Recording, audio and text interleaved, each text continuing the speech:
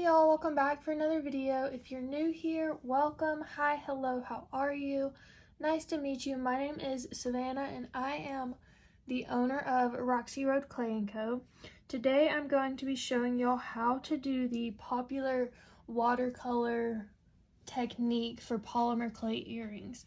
So let's talk about a few things that you will need. You will need a paintbrush, white clay, black clay, translucent clay, your tissue blade, a acrylic roller, and a pasta machine, or you could just use your acrylic roller, and then paint of your choice. I am just doing different shades of blue today, so let's get started. So the first thing, you will need to roll your white clay and your black clay pretty thin. I rolled these on about a 6. My white clay does have a few pieces of black in it, but that doesn't really matter because we're going to be painting over it anyways. So we are just going to layer these together, and then I'm just going to trim the edges like so.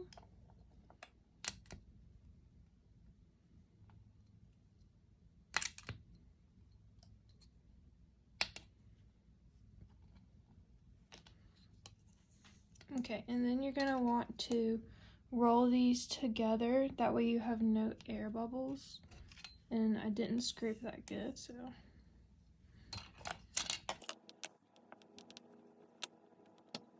okay, so these are smushed together pretty good. As you can see, I need to trim this corner. It doesn't have to be perfect, just because we are going to be ripping this up later. So then you are just going to take your paint and your paintbrush, get a little bit of paint, and then paint your colors wherever you would like. I just do this part pretty randomly. There is no right way or wrong way to do this, just whatever makes your heart happy. You just want to try and cover as much of your clay as possible. That way when we roll it out later, there's not that many blank spots. And you can rinse your paintbrush off if you want in just some water, but I choose not to, just because the different shades will mix and make different shades of blue or whatever color you're doing. And I personally like that. Okay, so now that is covered, so I'm just going to set this to the side so it can dry. And then I will be right back. Alrighty guys, so my paint has fully dried. And you want to make sure your paint is fully dry before you move on to the next step.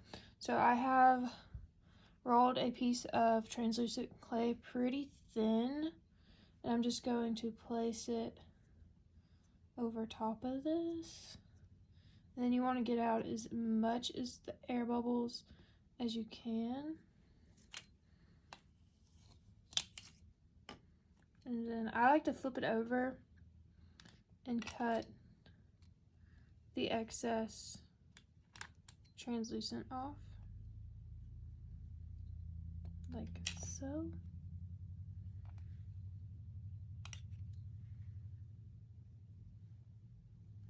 Okay, so this is what it's looking like. And then I'm just gonna roll this with my acrylic roller for a minute. Make sure all those air bubbles are out. If you do happen to get an air bubble, you can just take a needle or a needle tool or the tip of your tissue blade and just pop it. So as you can see, I don't have any air bubbles. So next we are going to take this and roll it through our pasta machine until it gets pretty thin. Okay, so here as you can see, I have rolled mine through my pasta machine all the way down to setting number 7. So it is pretty thin. I just stopped going so thin because, as you could see, it started to separate a little bit. But when you're rolling it through your pasta machine, you want to make sure you are rolling it in one continuous direction. So I rolled mine in the way that the paint is going. And you don't want to fold it because it'll start to mix colors and then it'll mess it up. So now I have also rolled a piece of black clay through my machine on my third thickest setting, but you can honestly use whatever color clay you want for this. I just am using black. So now here comes the fun part. You're just going to take pieces and rip them up and overlay them. You don't have to put this on a piece of a slab. You could honestly do this in a circle and do it that way and just make a slab out of this, but I prefer to put it on a piece of slab, or a piece of clay, I should say, or right way to do this. I also have seen where some people have done it without the translucent clay. I've yet to try that, just because I like the look of the translucent on it. So if you've tried that, please drop a picture or tag me in it on your social media. Alright, so I just went ahead and finished tearing my pieces up off camera. I personally like to tear my pieces kind of smaller just because I like the look of that a little bit better. But once you are done tearing your pieces up, it should look something like this. As you can see, it's not very smooth. So I'm going to roll over this with my roller, and then I'm also going to run this through my pasta machine on my thickest setting. Alright, so I just rolled it through on my thickest setting. As you can see here, it got a little messed up, but that's totally okay. I think it adds a little bit of character. So now we can just cut our pieces out. These are my finished pieces.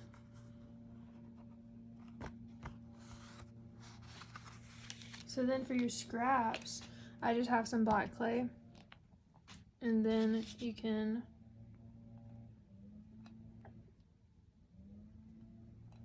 just take it and pretty much do the same thing. That's what it looks like. Not too pretty. But then once you roll it through your pasta machine, it looks very similar to this. This just is more spread out than the original is. So this is a great way to honestly use up all of your scraps when you do this. And I like it. So I'm just gonna make a few more of these studs.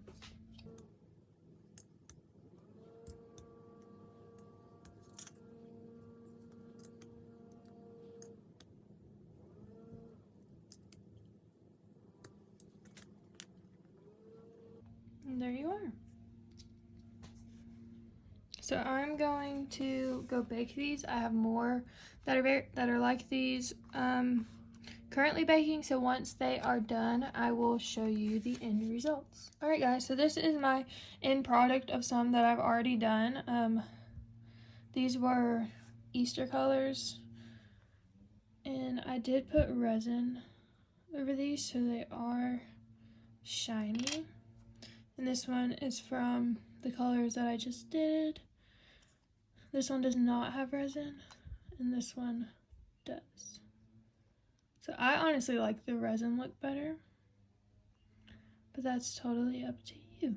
So thank you guys for watching this tutorial. If you create the watercolor technique, make sure you tag me on Instagram in your creations. My Instagram is @RoxyRoadClay. And make sure y'all like, share, and subscribe, and turn the post notifications on. I will see y'all in the next video.